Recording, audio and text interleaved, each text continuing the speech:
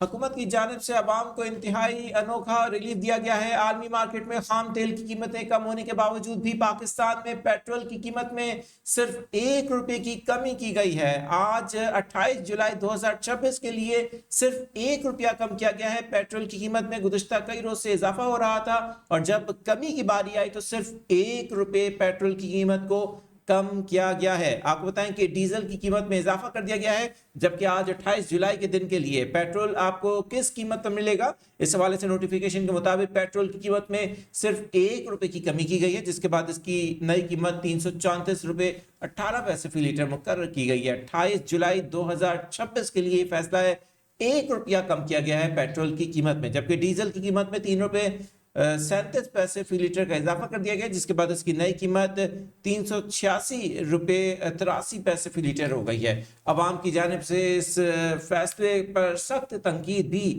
Social media پر کی جا رہی ہے۔ آپ کو بتائیں کہ گزشتہ کئی روز سے پیٹرولیم مصنوعات کی قیمتوں میں اضافہ ہو رہا تھا روزانہ کی بنیاد پر، تاہم آج جب کچھ حالات بہتری کی طرف گئے اور عالمی مارکیٹ میں جو خام تیل کی قیمت ہے اس میں کمی ریکارڈ کی گئی تو اس کا جو اثر پاکستان پر آیا، صرف 1 روپے کی کمی کی گئی ہے پیٹرول کی قیمت میں، جبکہ ڈیزل کی قیمت میں اضافہ کر دیا گیا ہے۔